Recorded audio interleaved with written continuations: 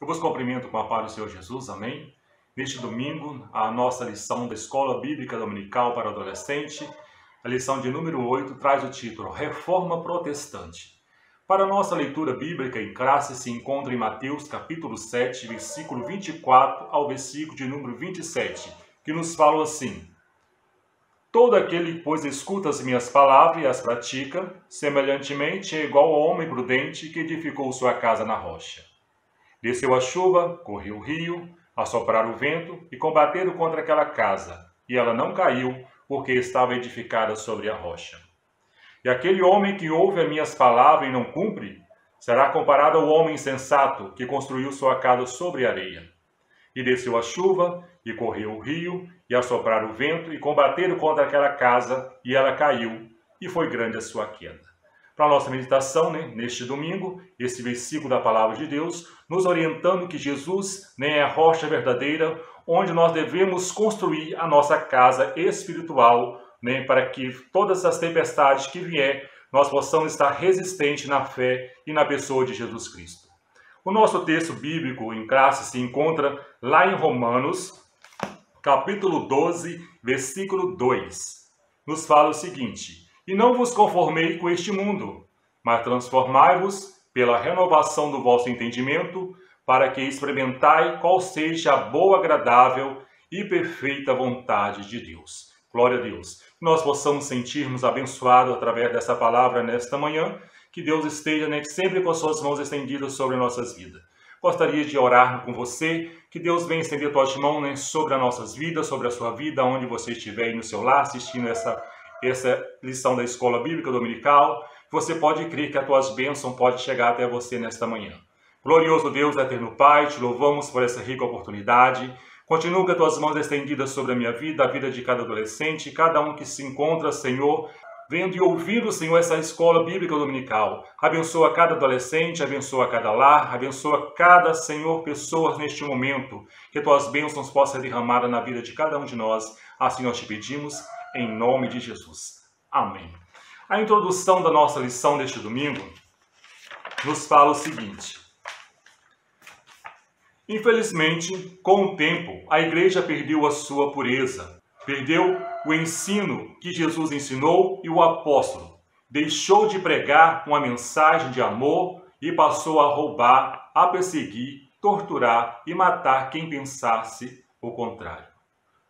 Nós possamos dizer nessa introdução aqui, nesse primeiro parágrafo, o seguinte: Jesus nos ensinou o amor ao próximo, nos ensinou muitas coisas da palavra do Senhor, Ele veio com o propósito de salvar a humanidade, e assim todo o ensinamento que Jesus nos deu, passando para os apóstolos, que nós possamos cada dia crer que Jesus é o único Filho de Deus, que Ele veio enviado ao mundo com o propósito de salvar a humanidade. Mas para que nós venhamos ser salvos por Jesus, nós precisamos crer que Ele existe, crermos na sua palavra, a palavra do Senhor, que é a Bíblia Sagrada, a qual nós temos em mão, que temos livre acesso para nós meditar nas Escrituras que o Senhor nos deixou. Não era mais a Igreja Católica, em que todo cristão era o sacerdote do rei, a nação completamente dedicada a Deus, o povo que pertencia a Ele. Mas agora, a Igreja Católica Romana não era mais submissa ao seu fundador, que é Jesus Cristo, mas o Papa Romano, onde o cristão comum não era considerado parte da Igreja, apenas um mero espectador que deveria manter e cumprir as ordens que eram lançadas sobre eles. Não podia ler a Bíblia, pois estava escrita em latim, uma língua que apenas os líderes dessa estranha igreja entendiam.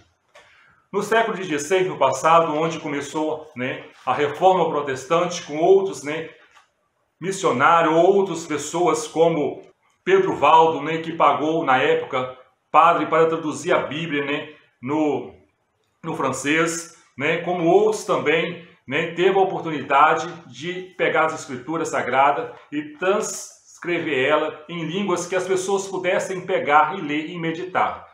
No século XVI, as pessoas não tinham esse acesso. A Bíblia era escrita em latim, as missas eram feitas na língua latina, onde as pessoas que ficavam ali na igreja, ouvindo ali, não entendiam o que estava sendo pregado, o que estava sendo falado, o que estava sendo ensinado. Mas logo veio essas pessoas, né, como Pedro Valdo, como Lutério, né, que a reforma protestante começou também, né, um dos fundadores dessa reforma foi ele, e hoje nós vamos falar sobre ele, a reforma protestante, sobre Martinho Lutero. Quem era Martinho Lutero? Era um monge, né, um padre praticamente, que estudava ali no mosteiro ali, se tornou-se padre, se tornou-se um monge estudioso, um doutor, né, das escrituras. Logo, né, ele percebeu que o ensinamento que a Igreja Católica passava naquela época estava errado. Não era o ensinamento que Jesus nos tinha ensinado. Não é um ensinamento que a Bíblia nos orienta. E logo ele foi contra aquele ensinamento.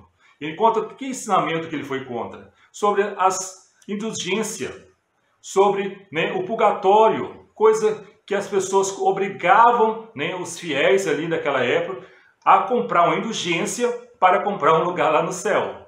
Obrigava ali, né, as pessoas, ó, se você pagar tanto, né, eu vou te dar essa carta de indulgência, o seu lugar estará preparado lá no céu. Ou se você tivesse algum parente que já teria um tempo, teria morrido, a alma dele estaria lá no purgatório e você também poderia comprar, né, uma indulgência ali para que a alma daquela pessoa seja liberta.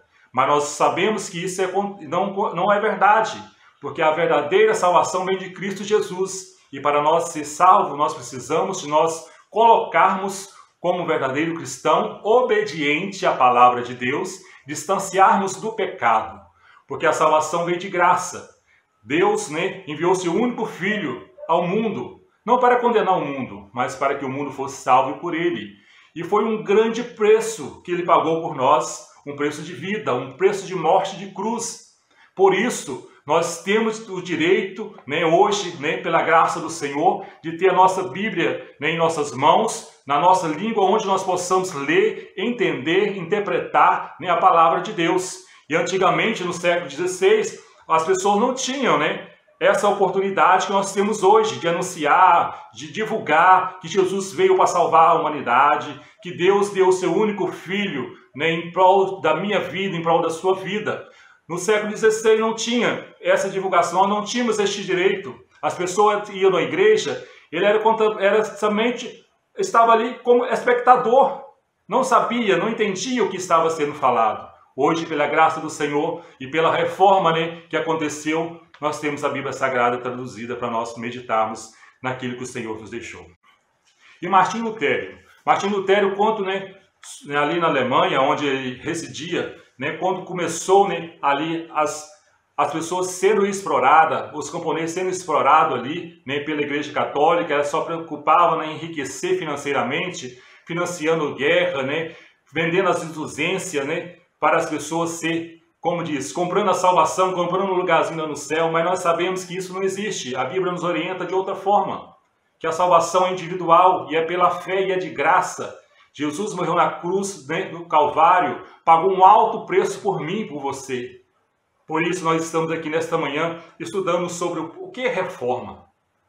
Reforma é tirar o que é velho e colocar coisa nova. E Jesus veio para fazer diferença, veio para renovar, veio para transformar nossas vidas. E pessoas como Martinho Lutero também foi usado por Deus para trazer a reforma, para trazer a verdade aos corações das pessoas, para trazer a verdade, para que as pessoas tenham liberdade de expressão.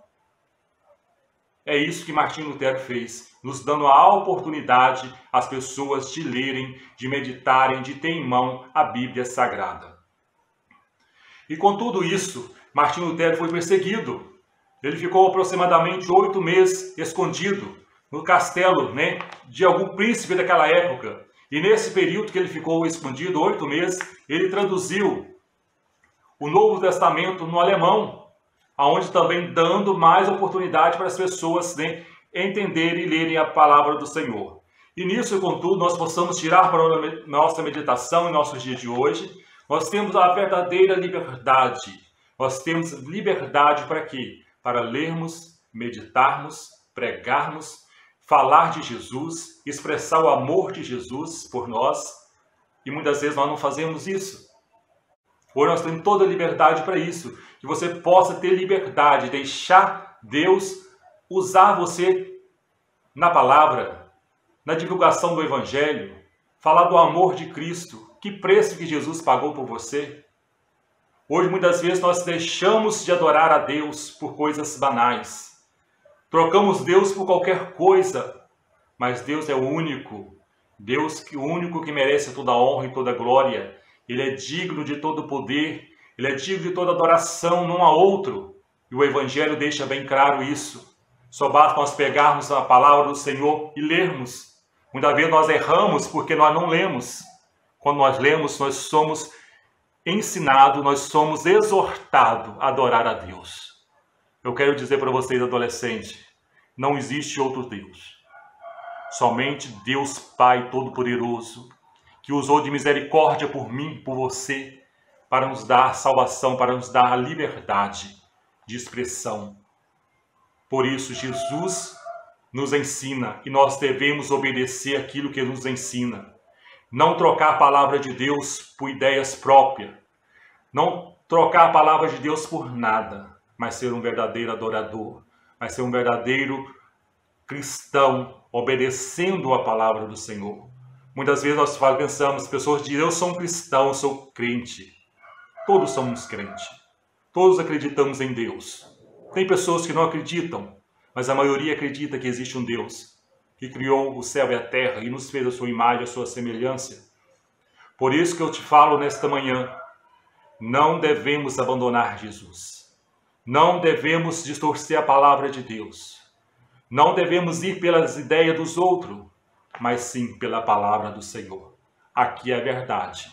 Aqui não tem outra pessoa, outra palavra que combate isso aqui. Isso aqui é o manual do ser humano, é o manual do cristão.